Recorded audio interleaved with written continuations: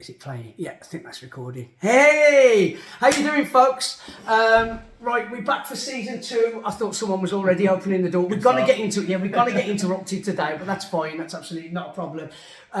This is season 2 of Reversing the Hold with me, Mad Dog Maxx, and Matt Powell. I'm 2 people, so I like to get it in. This format for season 2 is going to be a little bit different. We've knocked the question and answers on the head. That was season 1. I'm going to try and do a different thing every season. And season 2 is basically me and a guest, and we're going to delve into the lives or the experiences or the jokes or the trauma or whatever of each guest. So my first guest today is the Hatter Chris Royles. Hello, how you doing? Yeah, brilliant. I'll give you a very brief outline about Chris and what I know of him, and then I'll shut up and I'll let Chris do most of the talking. But I think it's a very cool story in that when I first met Chris, he would just like help out with the ring, and he would you know put the ring up, he'd do some reffing, or he'd do the sound or whatever was required of him really. And he even used to come to my shows, which are like 2 hours from him, with a more experienced wrestler. And even within PWL that you guys know so well, he went from like music guy, well, from just ring guy to music guy to doing, you know, a couple of ref spots. Then you know, maybe he got a small spot in a rumble. And then fast forward a couple of years after that, he was the main villain of the company and the champion for I think possibly a record time and all that kind of thing. It was awesome to see his growth. So you guys know about him well. Chris, how you doing, mate? I'm doing very well, thank you. I haven't seen Chris for a while because first of all he got booted out of PWL. Controversially. Setting fire to a man. Yeah. And not only that, just saying. Yeah. And not only that, you've just become a new father. So yeah. Congratulations, mate. Thank you, buddy. Thank Brilliant. you. I'm going to delve right in if that's all right, mate. Yeah. I'd give him an overlay of what I know of you, but I know that's not the proper story. You didn't just turn up to a show and put a ring up. So if you can, just tell us how you got into wrestling and why you got into wrestling and just that kind of story, really. It's such a long story, so I'm going to really try and cram it down. We've got time, don't worry. I suppose I should really touch on my family history first, shouldn't I? Please. Because that, I call myself the 4th generation fighter, because I literally am. My great-grandfather was a bare knuckle champion in his day. He's actually written about in history books as one of the greats of the 1930s. Nice. He used to pick peas. He was a traditional gypsy, and he used to put a sign on the end of the field where he's picking saying "All challengers welcome." And he would fight money. Yeah, he'd fight anyone. Yeah. So we're going back literally the 30s now. So this is like pretty cool. 100 years. Pretty cool. Yeah. Then my grandfather was a professional boxer. He didn't have a great career, but he did fight a chap called Mickey Lee. Remember what they say about boxing, even to just step in the ring. Yeah. It's a daunting, you know, it takes courage. And this was like the 50s where it was really hard to get a license. Well, like these days, if you got a good punch, you get a license. Yes. But in the 50s, it was really prestigious. Okay. So yeah, he got a license. He fought a chap called Mickey Lee, who went on to become British champion. So, like I say, he never did great things himself, but he shared the ring with That's greatness. awesome, yeah. And also, he used to box on the boxing booth. And then, in his later years, he used to referee the boxing and the wrestling. Right, okay, yes. And there's a documentary that was made in the 70s where you actually see my granddad refereeing. Nice. Which I found almost by mistake one night on YouTube. Yeah, we didn't know about it. The boxing and wrestling booths I like because you can discuss that's where professional wrestling came from. You know, the con, as it were, bring punters in, do them over. And one of my claims to fame is that I actually wrestled on a boxing and wrestling booth. Yeah. It was like towards the end of that run and very beginning of my run. And what this promoter from Northampton used to do is take in a boxing and, well, it was just a wrestling booth by then, but it had been a boxing and wrestling booth.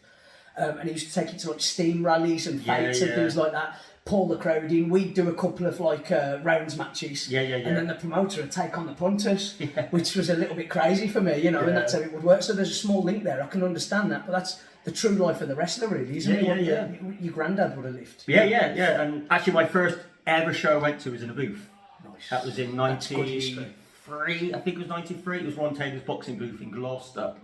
That was the very first wrestling show I went to. That's really cool. And the first pro show I went to was headlined by John Haystacks, which I always liked for me because not many of my generation actually saw them wrestle. You know what I mean? How old would you have been then? He must have been little. 6, 7. Okay, that's pretty cool. He actually wrestled Johnny Boy Smith, who was the third British Bulldog. Yes, the British Bruiser. Yeah, Yes, the guy who replaced wrestler. Davey Yes. Boy, yes. Yeah, He was, if you search for him on the network, he's got some random shots in ECW. ECW, he did some good Yeah. stuff. Yeah. Really good stuff, yeah. Very good stuff in Japan as well. Yeah. And there's also some Stampede stuff of him finding his feet, but he was really good. I rated Johnny Smith. He was like a mixture between Davey Boy and Dynamite. Yes, yeah. But not quite the physique. No. The side. He was still trained by Ted Beckley though. So he had the pedigree.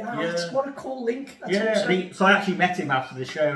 Got a signed picture. I've still got that signed picture. You need to send me a picture of that. I'll put it in the show. Really, I will, So that was your first show you went to. Yep. Surely we fast forwarding now to teenage years. How did you? Unless there's more to the story. No. I was just a wrestling fan then growing up. Yeah, that's it. Yeah. So who was your favourite wrestler when you was a kid? So as a kid, it was Hulk Hogan and British Bulldog. I get it. Yeah. Yeah. They were absolutely loved them. Bulldog pretty much even to this day remains my favourite. Yeah. Obviously, as I got a bit older, I got into the Bret Harts, that sort of era. As a teenager, I loved Stone Cold Steve Austin because he was as a teenager, he was everything. Do you know what I mean? Yeah. And obviously, I was 14, 15, and Stone Cold was there sticking his fingers up, drinking beer. It's so cool at 14, 15. Do you know what I mean? So I'm guessing you like DX and the NWO as well. I loved the NWO. I always thought DX was a poor man's NWO. Do you know what? I was always a WCW fan, so yeah, I like you saying that. But a lot of people are really stuck with you over that. When they're the big DX fans, we used to get in trouble for doing all that. Because I was a Bret Hart fan, it's still to this day I see Shawn Michaels as the enemy.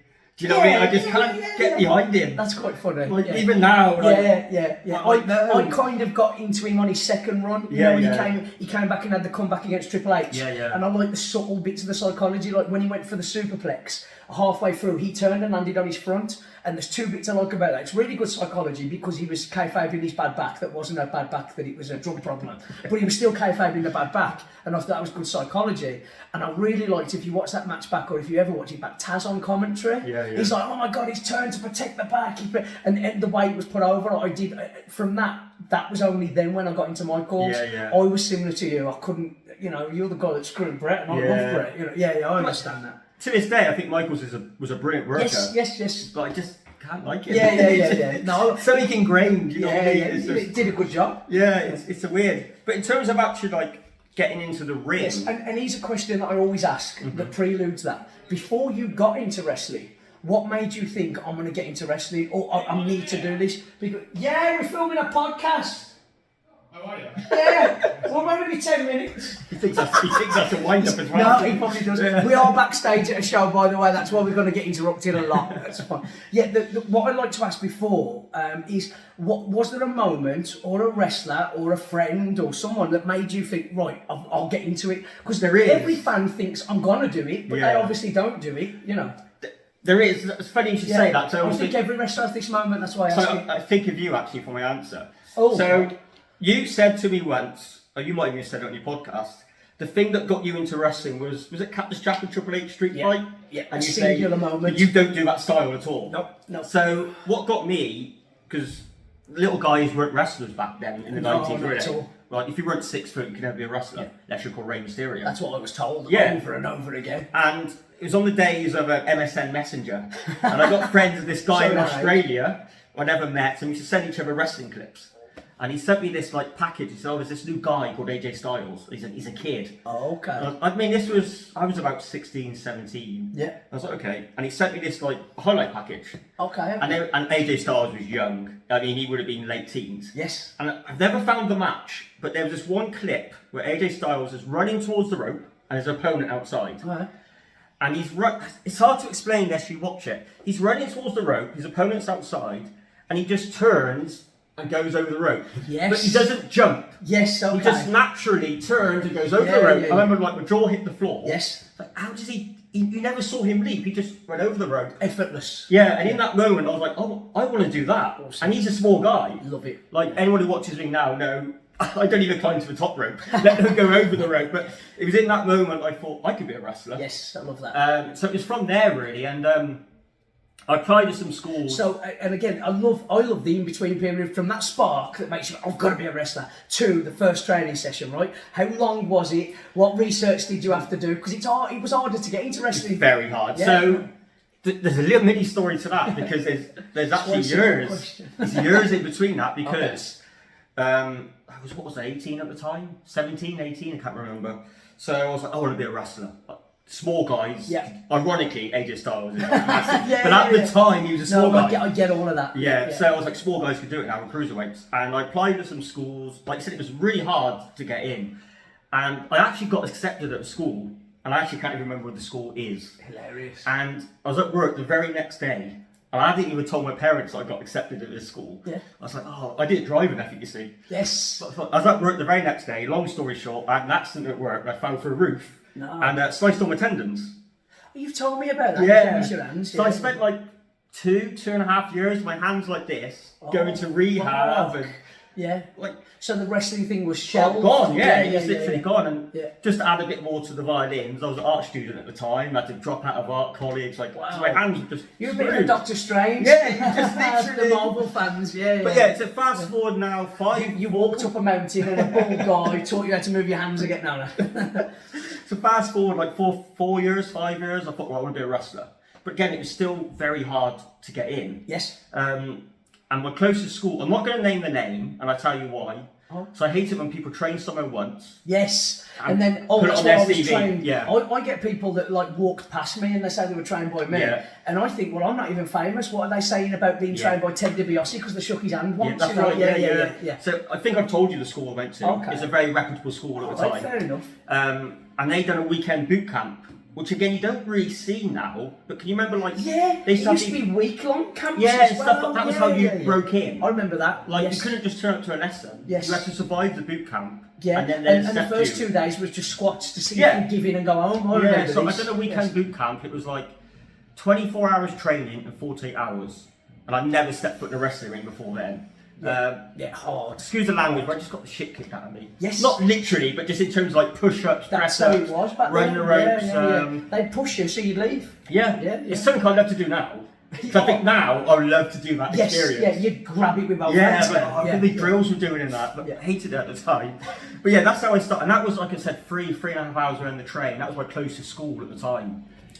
Like now I drive to your school. Yeah, and that's still 2 hours. Yeah, but I passed about 2 or 3 schools on the way. Yes. There's that many more now. Of course, yeah, that makes sense. But, yes. Like I go to your school because yours is, I feel, the best in the area, you know, for me, for my style. Yes. But at the time, the closest was 3.5 hours Deep, away. wasn't it? Yeah, it was like, you know. So yeah, that's when I started, and it was very sporadic training. Yes, again, because there wasn't access to a local school, so you do maybe a weekend there and a week there. Yeah. So then we started in Hereford, under a guy called Ashley Steele. You've wrestled, haven't you? I've wrestled him a bunch of times. Yeah, he makes very good wrestling rings. Yes, he well. does. He still does. Yes. Yeah, he started a school in Hereford, literally on mats. Yeah. Yeah, so that's how I got my first basic training. No way, that's awesome. I mean, that's years ago now. And were you, at that point, were you doing the odd show at that stage, No. or was you nowhere near that? No, just training. Yes. I really like Ashley. I've never run him down, but he's a good lad. the school closed. I think, if I'm honest, the school closed because there was no showing. Because there was nowhere to go. Yeah, okay. that's why. Yeah, you need minutes in the ring. Because I thought it was good teaching. Yes. And like, knowing what I know now, I look back and go, it was good teaching. I can imagine he'd be a good coach. Good He's got teaching. good temperament. And like, some of the stuff he taught us, I still use, if you know what I mean, Yes. all these years later. But yeah, that sort of died down. I did a little span in martial arts. I did quite well. Judo? Taekwondo. Did quite well there because I got the. Some medals and everything. I got bronze at the World Championship in 2013, which is pretty cool. Man. Yeah, then from there, another wrestling school opened up in Hereford. Yes. And I thought I'd give it one more try. And that's basically what happened. I started off as a ref. Yeah. And then worked my way up.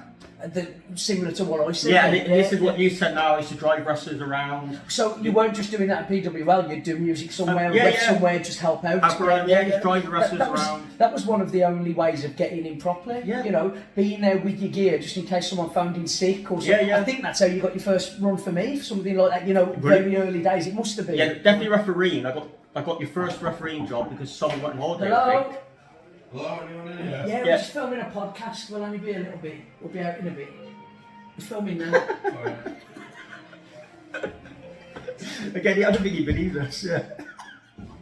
But yes, filming a podcast, quick. For a while. Oh well. I'm just on a side note. We are in a kitchen. I'm going to call this Two Men and a Sink. The episode. I think that's pretty good.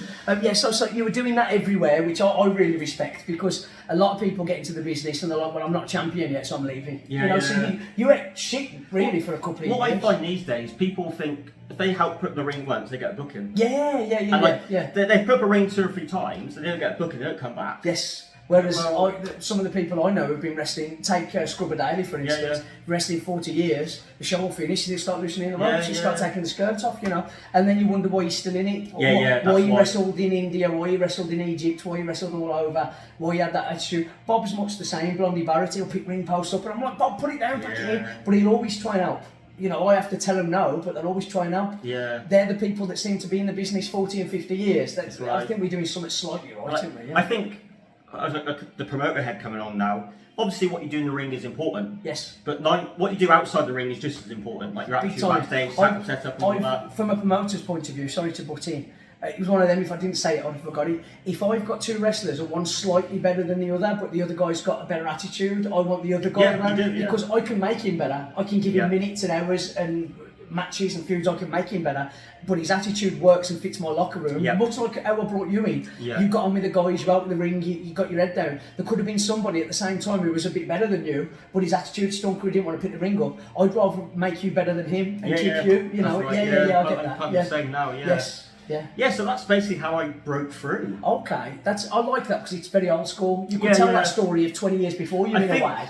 I came in just before the social media explosion. Yes. Like these days, I'm getting a bit bitchy and shooty now. But there's an attitude. There's an attitude these days of get yourself over on social media. Yes. That's how you become a star. I've seen that. Where like I was right at the end of the era where you get yourself over in the locker room. Yes. And that's how you get bookings. Yeah, because good attitude, help the lads. But these days it's a case of it's a shame, isn't it? Get myself over on social media. And treat everybody like cat. And I'm a star now, so I've got 4,000 followers or something. One thing I would say, because a lot of people will pile this on wrestling, I don't think that's a wrestling problem. I think it's the society. You'll find there's rock bands who are like that, who used to like help load the equipment, but now they won't because they've got a few likes on Facebook. I don't think that's wrestling. A lot of wrestlers, because they're only in wrestling, and I was guilty of this for the longest time, because they only know wrestling. They go, wrestling's full of arseholes. No, the world's full of arseholes. You've got to pick the good people out and have fun with them, you know. It's like when enjoy you watch, their company. Like Strictly Come Dancing, and you have like a YouTuber on there. Yes. That's not a celebrity. Yeah. It's society. Absolutely. That's the way everything's gone. Wrestling's gone the same, you know. So tell me a story about your first match then. How nervous were you? How bad was it? How good was it? Was your opponent any good? You know, was it a booked match? As in, did you know about it 2 weeks before, or was it last minute?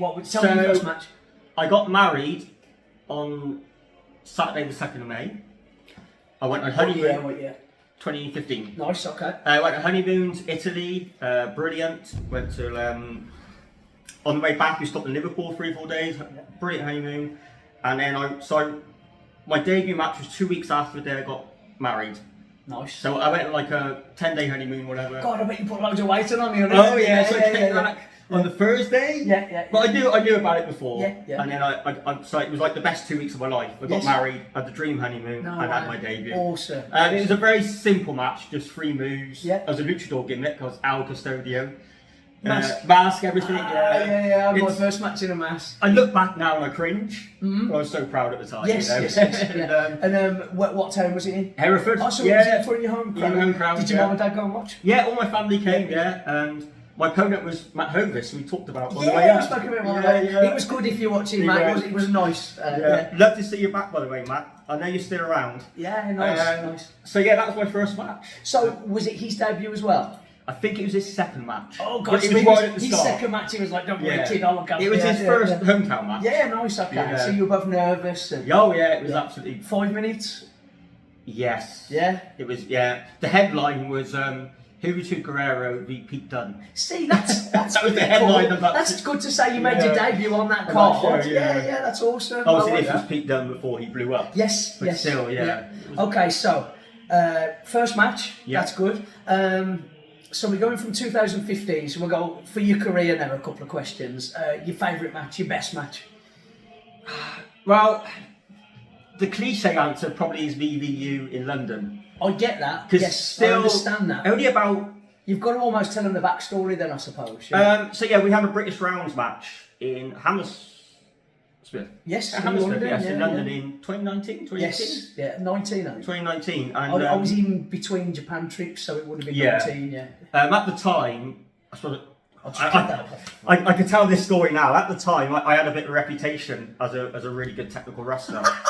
You know where this is going, don't you? So we got. I didn't mean to be mean. We got booked in a match together, and he said, "Oh, do you want to just come for a slight?" Because we were friends. Yes. He said, "Do you want to come for a spar just to see us?" Okay. So I can't. I mean, I'm adding bits to this now probably, but he was like, "Yeah, I've heard all about you. Apparently, like the best in your little circuit." I was like, "Yeah, people say I am." So we had like a little lock up and all this, and then you just stopped, and you went, "Chris, mate, I gotta tell you, you're not a very good technical wrestler." Like after my bottom lip stopped trembling, I was like, "Okay," and you were like, "I can make you a good technical wrestler." Yes. I want to context this because I'm a bastard. Basically, I saw a lot in Chris. He'd gone from doing the music to like really giving it some on shows, and I saw a lot in him, and I wanted to help him. But the only way I could help him was be honest, because he was the most technical of his small group. This sounds really bad. I'm going to use a really bad analogy, but you know when that singer on X Factor does the song and Simon Cowell's telling them they can't sing and they're shocked. And they're shocked because their mum, their nan and their granddad have all told them, "You sound beautiful, Angel. Oh, Simon Cowell, I love you." And they know it, they can't sing and they set them up for failure. And by accident, because you were slightly more technical than them, they'd given you, "Oh, well, Chris is the technical one." And you weren't awful. I was basic. But you wanted to be much better, and I wanted to make you much better, so I had to be honest from the get-go. We need to work on this, we need to work on that. So that I'm not evil, just so you all know. But yeah, go on. Yeah, so that match I think was, I mean, it's my most famous match. Only about 6-7 weeks ago, I had something prop up on my page about I've just watched a match, and that match 3 years ago now, 2 years. And I'm still every 3 or 4 months I have a comment or thing. I just watched your match. Yes, it is nice. That match just keeps going on and on and on. So I think it's my best match. I don't know if it's my favourite match, but I think it's my best match. It was, I get that. With me, it's just I've got a nice soft spot in my heart for it because obviously that's my style. I know it's your favourite style. You were promoting the show. For you to phone me and ask me to come all the way to London to do it with you, that meant something to me. And I was in really good shape. I was in between tours of Japan. I was switched on. And to just go in there and do that with you, for your promotion in London, or it meant something. I mean, we went down to stay the night before or the night after or something like that. It holds a nice part for me. That's lovely that you said that. That night actually began, I don't know if I ever told you this or you know this, that night began my PWR run, because that was the Friday night. Yes. And if you remember, cool. Taya Valkyrie was headlining. You've got to tell them what she told you in the bar after. Okay, yes. Yeah. So she's been putting myself over as well. So Taya Valkyrie, who's I think she's a teenager, Impact World Champion. Yeah, at the time she was the Impact World Champion. I think she's the Impact Tag Champ as we record this. I think. Yeah. And Heaven Monroe, who's now wrestles for AEW on and off. Yes. So they were headlining the show, which is quite cool that we wrestled on the show, which has a legit world champion in the main event. Because I'm old school, I respect world championships. Yes, that's defended on continents. The TNA Impact World, in my opinion, is probably the best women's belt. Because it's everywhere. Yeah, it has longevity. Yeah. I know. So we did the show. If you remember, we lost my dad. Yes, he just went off drinking. Yeah. So in the end, you went home. Yes. You was with your wife, weren't you? Yeah, I went to the hotel, had a KFC. Yeah, I lost my dad, so I was like, I've got to go find my dad. Ended up in this pub club. It was more than a pub, but it wasn't a club. Yeah. God, I wish I was there. It sounds awesome. And I just gave up finding my dad. Yes. I was like, if he sleeps on the streets in London, that's his fault. You ruined the night. We were all going out tonight. We were. The KFC asleep. You ruined the night. So I ended up getting a pint. I thought, I'll grab this pint and go back to her hotel. Yes. And I look across and she's over there, Taya Valkyrie. Yeah. I thought, well, it's a bit rude if I don't go say hello. Yeah. I generally before I just go say hello. Yeah. So when I was like, hi, remember me? You were coming back, weren't you? Yeah. I said, I thought I'd come and say hello. And they're like, oh, God. And then it was Heaven Monroe when, you were the guys in the technical match. Yes. I said, yeah. She said, that was the best match of the night. Listen, you're telling it all wrong. When you retell that, can you say that the world champion said it? No, because she gets involved now. Oh, all right. So she goes, listen, if a story's worth telling, colour it in. You've got to say, and then Ric Flair parachuted in and he went, woo! woo, you're the greatest. Then went, no, go So on. she goes, that was my favourite match of the night. Yeah. And then Tara Valkyrie, the world champion, goes, hey! And she goes, sorry, it was. Yeah. So that's what she said, sorry, it was. Nice. And then Okay, literally, I'll take that. some guy was going around with shots, and then they were like, oh, shots. Nice. Then I ended up partying with them to like 4:30 Yeah, in the you morning. got really late. That's awesome. Crashed These in. stories I like to accidentally tell. Yeah, so I Brilliant. crashed in at like 5 a.m. Yeah. We had to be up at like 7 for breakfast. Yeah, that's it. I remember eating breakfast, still feeling a bit drunk. Yes. I wasn't driving, luckily. So that drove us down. Yeah, he did, yeah. Yeah. So we're going home, and I had a ring job the next day. I remember this. And I remember just thinking, I'm going to go home, have a nice bath, Yeah. have a nice early night, Yeah. because I've been up all night partying. Yeah. And we drove back from London to your place, which was 3 hours or something. Yeah. And we were about half an hour from your place, and you went, Chris, you haven't got a booking tonight, have you? And I'm like, heart sank. I was like, no, Matt, you know I haven't. Yeah. You're like, oh, come down to PWL. I've got Well, a if you spot remember, for you. I booked the show in the In car. the car, yes, I was talking, you did. me and your dad were in Yeah. the front, and I hadn't booked it because I was so like wrapped up in this London show. I was like, fuck, I ain't booked the show, and I was booking the car. Yeah. Yeah, that's right. And you're like, can you do it? And obviously, I had no excuse. Yeah, The excuse of I'm really hungover. Yeah. Doesn't fly. No, not with me. Not Yeah. with me. I wrestled and go, and not only that, you really wrestled your bollocks off the Right night before. So I yeah. wanted to get, yeah. So I was like, yeah, I'm available. And in my heart, I was thinking, I just want to go over Chinese Yeah, takeaway the hot yeah, bath. yeah. So I had a ring job the next day. Yes, So I had to be yes. up at 7 a.m. the next day. Oh, But I wrestled, fair enough, I wrestled Cam that night. Okay. Yeah, Awesome. it was the first time I wrestled Cam. And that started you off to And where then from there, I think I worked every PWL Yes. match, Yeah. give or take one or two, Yeah, I probably yeah, missed, yeah. but right up to Danny Absolutely got rid of me last brilliant December. run, But brilliant run. it began from there. Yes. I always think to myself, if I would have said to you, tell you what, mate, I really want to go home, Yeah. I probably wouldn't have got booked the next show. Yeah. And That's all, right. everything what we've done in PWL Yes. would never have happened. Which was a very good period. It was a great run of my run, life. really good run. and all that really would good run. never have happened. Yes. I'm just about actually, because I've sold the DVDs, and I'm just about to put that match on YouTube Okay, in the next week or so, because I just think that's brilliant. That ladder match, the blow off. Yeah. You and Danny, that's one of my favourite matches I ever promoted. So I'm looking forward to that, putting that out there, if that makes sense. Danny put like a hand cam up at the time. And I was like, no, get it off, because I had DVDs to sell, and I always knew in the back of my mind that because I've got a professional shot of it, once I kind of expunged the DVD sales, I was going to put, clipped obviously, so you don't rip the DVD customers off. But I was going to put that main event on, So yeah, that's pretty cool. Funny story about the ladder match, because I have a thing about not swearing. Yes. I'm very strict on it. And in that ladder match, I did, of course, swear. I said, "Duck you, Danny." Yeah. And that's only the second time I've ever sworn a match. Oh, okay. And the first time was quite funny. I was in a match, I think it was a tag match, and referee Steve Walker. Yes, he's over there. He's here somewhere. Yeah. So after the match, he says to me, because it's a running joke that I don't swear on shows. Yes. And he said to me, God, I always thought you never swore, Chris. I said, I don't, because you swore during that match. I was like, No, I never. okay. Because there was one point where he got punched in the back, and I'm going to swear now. At one point, he got punched in the back. He went, "Fucking hell!" I was like, "No, I never." Yeah. I watched the video back, and I did. Was it a bit harsh? Oh yeah, it was. Yeah. Well, I didn't realise I did it. Yes, yeah. But that's a true reaction to Yeah, getting clattered, isn't it? fucking hell. I didn't, Do you know, I've got a really bad swearing story. We were doing an adult show in South Wales, and the promoter is a very, very good friend of mine, but you've got to kill me this night. He says, it's an adult show, over 18s. He says, swear, do whatever you want, but no, don't use the C word. And I was like, yeah, no problem. I don't like to overly swear in my promos anyway. I like to get my heat. I did drop the odd F-bomb because you could, We're just filming in 2 minutes. 2 minutes. Yeah, that's fine. Just say hello. He's even put the hand dryer on. I just want to watch my hands go. Interrupting a podcast, not with his hand dryer. I want to get some. I didn't know you were He's still here. Look, there's a toilet round I there. need some comments. No problem, mate. COVID requires us to do these things. No problem at all, buddy. You made a cameo. That's his PWL debut, isn't it? Yeah. He's singing happy birthdays. He washes his hand. He's getting the right amount of seconds in. He's doing that. He's doing the. No, I was thinking, but when I say 0-1, you say 2-1. Okay. Oh, it's hot. Right, there we go.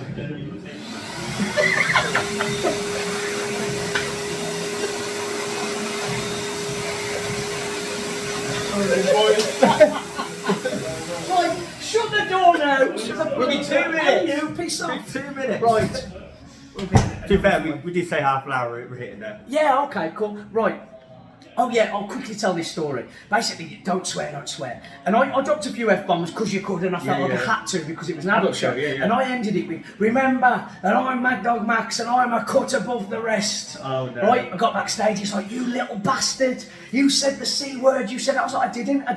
And my argument was, why would I say I'm a cunt above the rest? It's the worst sentence ever in it, and that didn't work. I still got in trouble. I got docked and all sorts. There you go. There's my swearing story. Right, got a few more questions. Okay. And we'll fire through them. So we've done your favourite match or your best match or whatever. What your worst match?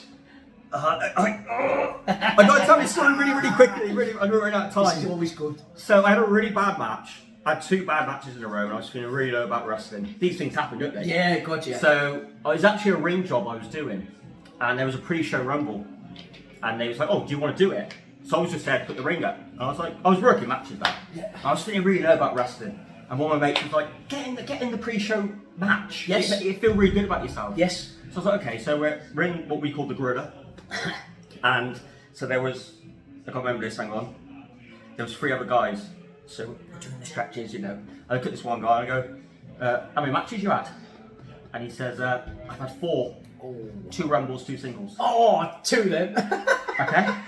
You know, look at the next. I go, how much matches have you had? He's like, I've had 3. And he's like, 2 rumbles, 1 tag. 1 match then. Okay. Okay. And then there's a 3rd guy. I looked at him. I said, don't tell me. I said, you've had 1 match and 1 rumble. Yeah. He goes, no, this is my first match ever. Oh yes, brilliant. So I'm stood there like, between all 3 of these people, they've had like 3 matches. Yes. And I was only on like 50 matches. Yeah. But compared to them, I was like the massive vet. But you were in there to kind of like get your confidence Yeah. back. You weren't in there to babysit. So we get in the ring, and like there was like 15 people in the crowd. I'm not even joking. Then all of a sudden we're about to go, and this guy's music hits. Yeah. And we turn, and there's this guy comes down. We don't know who he. I love it even more. I'm like, who is he? He wasn't even in the dressing room. He gets in the ring, and he goes, I just turned up. They told me to get to the ring. What's going on? Wow. And I was like, this is the worst. Was the promoter like? Did he have a red nose and a painted white face? Off. Yeah. And that was like. And nice, they were good, nice lads, but none of them had a clue what they were doing, and it was just the worst matchup. I remember going backstage, and absolutely love it. Everyone, it was actually a curtain sellout. Yeah, I'd have been there watching it. If I was But they there, were watching we it call from it a backstage sellout when someone's in impending doom like this. We're all the wrestlers are pinned. Everyone, I came back. I kind of had a hero's welcome. They Yeah. We felt sorry for them, but you were just drowning trying to get these other rookies. Yeah. That's probably my worst ever match. Oh, okay. That's rough. It was like something from a sitcom. It was like, tell me you've had 1 match. And that's your debut, mate. Yeah. That belongs in a sitcom. Yeah, in fairness. Yeah. That's brilliant. But that's my worst ever match. Yeah. Oh, okay. Well, on that low light, mate, I want to wrap it up. I always like to end on a low. I think it's best. So that's been our little interview with the Hatter. I suppose it's nice for some of them to see you again. Yeah. Not so nice for others. So it is. I would wrestle in PWR again, but Danny cheated and got rid of me. Listen, I don't know whether he cheated, but get a good lawyer. That's all I'll say. He hit me with a chair. There's always a. It was a ladder match. He hit me with a chair. It was a ladder match. He hit me with a ladder. It's bitter. It's still bitter. Look. He was out the ring for more than 10 seconds at one point. It's a ladder match. I don't think there's countouts. You apparently are a fan of traditional wrestling. Yeah, but not with a ladder. No, Matt. No, I'm not having it. Not having it. He cheated. Well, listen, on that, we've ended on a low note, but now we're ending on a sour note. On that note, thank you very much, folks. I'll speak to you in a minute. I've got to press stop again. I told you from the very start, I love how you're freezing that wave, that this is not going to be a technical show. I love you all. Bye-bye.